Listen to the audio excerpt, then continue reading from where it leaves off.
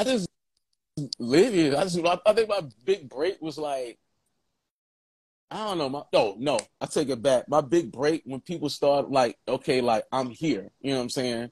Is like when I opened up. I did a little string of shows with Main Source when they came back out, and like Oh, already knowing Large, yeah, yeah. and like I remember Tone told me he's like, yo, I'm doing this show with Main Source. I don't give a fuck. I want in. Large vouch for me, and so that when I did that show, I think that's when motherfuckers realized like, okay, this nigga is real because I remember shout out to Bobito Garcia. Bob opened up, like Bob introduced me, brought me out to the stage. I had friends from like Charlotte come to see me, like peace to the God. You know what I'm saying? My man A King, he came, I had a bunch of people come to see me. And it was like the show was like packed. Hit the stage, I did all my shit. And then like that's when I knew it because I looked to the side of the stage and I saw Bob and I saw Large and I saw Doo-Wop, like all just nodding in sync. And I was like, oh fuck, I got this shit. And then there was that, and the weekend before that, Flex played my shit. So I knew I was doing some shit right. So I was like, yeah.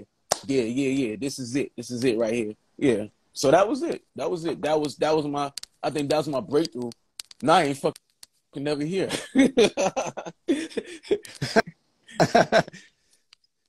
Dope. So what opportunities presented themselves to you after shows with Main Source and being put on by more Flex on the shows. radio? I guess like it was a chance for me to start getting my music out there, so I had to start recording more. So it just opened my eyes to like, you know, a whole nother like fan base. So I had to start once all these things start happening, these little opportunities, I like, I get my ass out there. So I left. I just put my money together. I did a few shows out in Europe.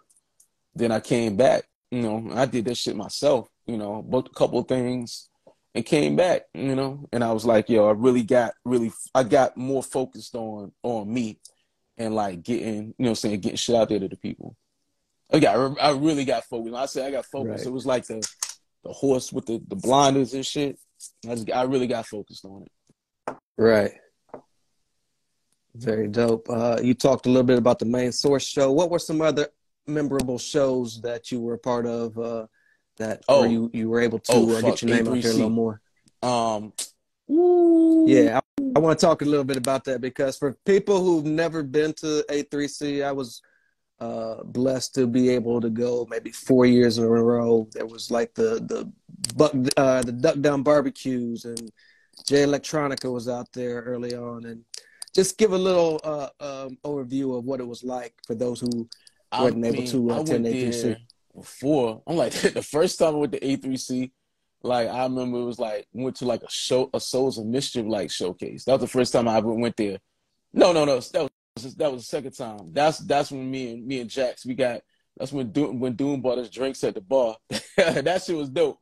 Yeah, you know what I'm saying? Nobody know who he was. He had the belly and shit. He bought us drinks at the bar. We was all talking. That was cool. And then before that, you know, I went with Super. And that's when I saw, you know, I saw a little budget. That's when I was still in Charlotte. And like they killed the shit. But but it's nothing like being on the stage and performing. Like we seen like I remember it was me and Kev, shout out to Kev Brown. We went down there and like I had like this was before we worked on our album. When he was on my album, my first album, The Actual Heat. And I think I had an album with Bozak Morris. Shout out to all my family in Toronto. I'm pretty much an honorary Canadian. I go there so much. But anyway, yo, that atmosphere, like the people, like that energy, like because we was there the night before as a showcase, and people on stage, they was fucking up and walking on stage, getting mad. I was like, you know what? And we, like I said, I'll sit there and analyze all that. So the next day, I'm like, you know, I'm watching like all these videos trying to get hype. You know what I'm saying? We get on stage. It was a dope show. It was me. Kev had his own set.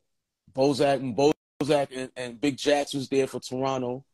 God, it was like Camouflage Monk, Rashid Chappelle, shout out to Rashid, it was like, it was so many people. Freddie Fox. Then in the crowd, it was so many people. Then you had like Large was in the crowd. Fucking Lord Finesse, Diamond D, fucking Premier came through. Bobby Brown outside eating chicken wings from Wingstop. I'm like, yo, it was crazy. And it was sold out. So we was there. It was for Southern Vanguard. And we murdered that shit.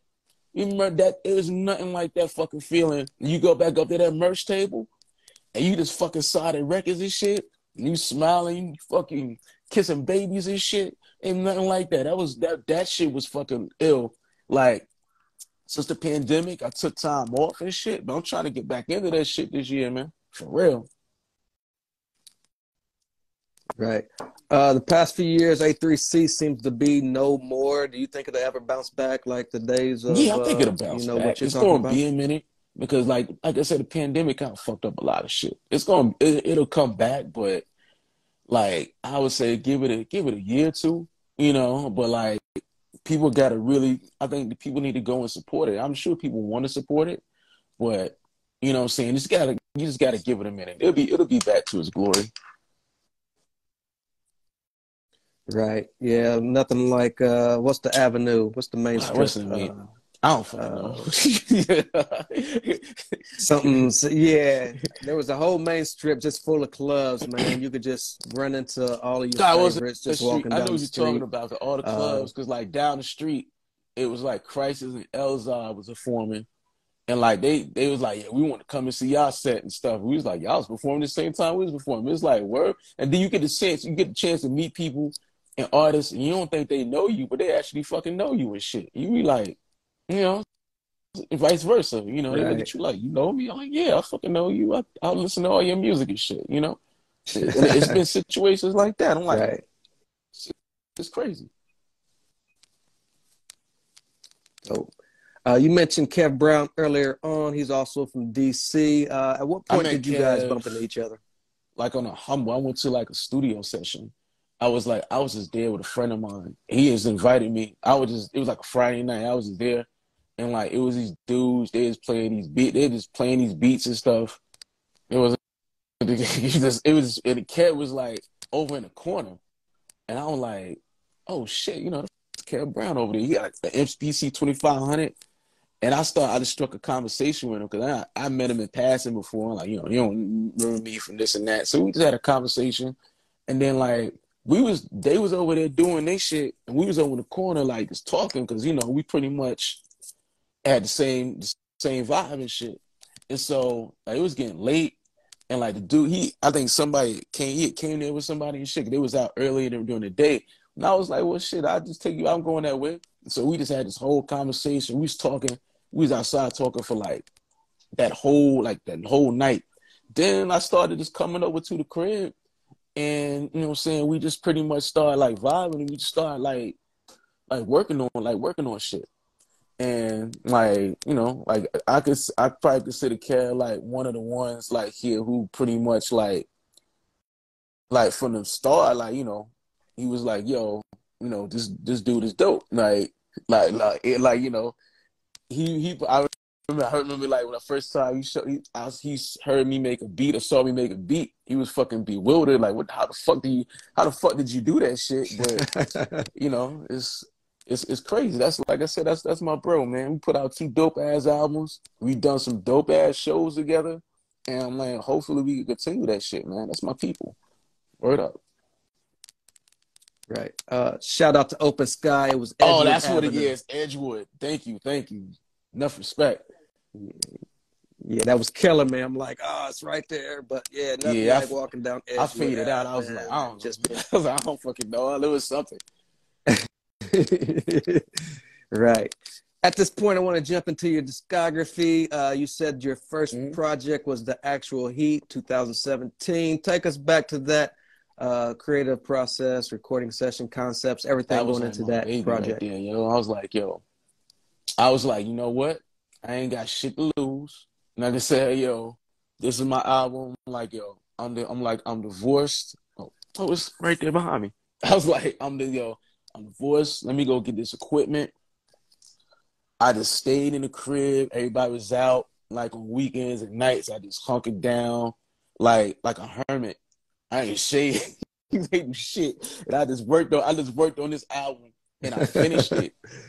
And then Kev mixed it. And so Kev mixed it and I got God, who fucking mastered that shit? God, I forgot. I forget. Anyway, it got whoever. Hold on for a minute. God, what's that dude that? Hold All on. right. This is do this. All right. Yeah. Hello. Yeah. Yes. See, I can take it. Oh yeah, my man. Dave Daw. Dave Daw mixed it.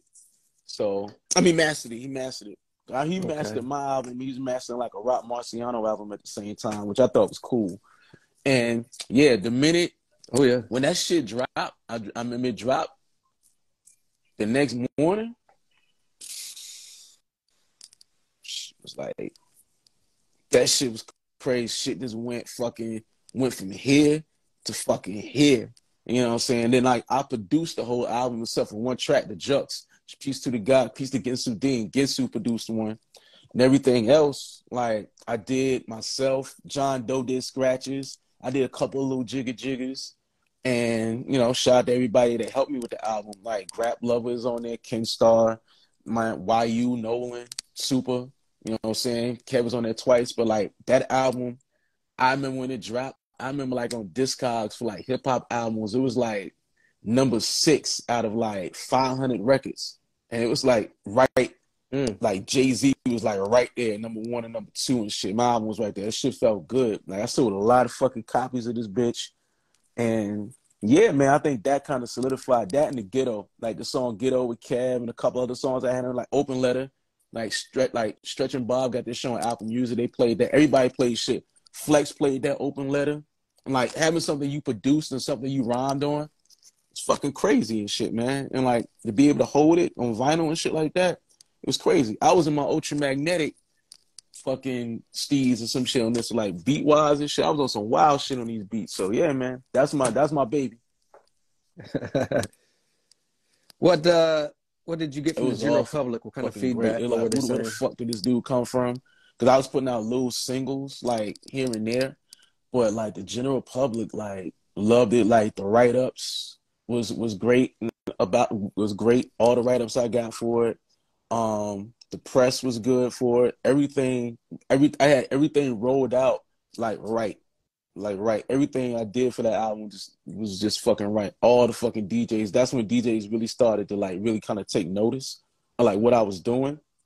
Is all because of that album. Like I said, it felt dope to like hear something that you fucking made and a beat that you made or some shit getting played like in fucking I don't know, fucking Slovakia or some shit like that. But that was the one. That was it for me. It was like a lot of good press. Right. You linked up with Kev Brown for the Drum Machine tape Oh, that was 2019. Take us crazy back to that because recording we process. like it was me. It was like me and him and like my homegirl Lucia, DJ B side. It was we recorded most of that shit in a weekend. Like it's crazy. Like Lou came. I saw Lou one night, and then I was like, I'm going to Kev's house the next day. Just come roll with me. And like Lou is a big digger too. She got like mad records. So she brought a whole stack of records, like a big ass fucking stack. And I brought records. And we went to Kev's crib. I brought my machine, and he had his machine on one side of the room, and we just started fucking making shit.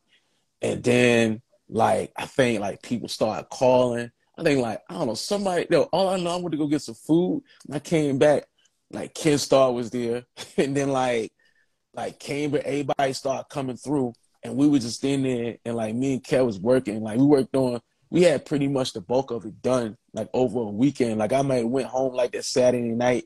I wrote like the song 42nd Street, wrote some other songs and stuff. I made the beat there and we pretty much knocked that shit out like really fast, man.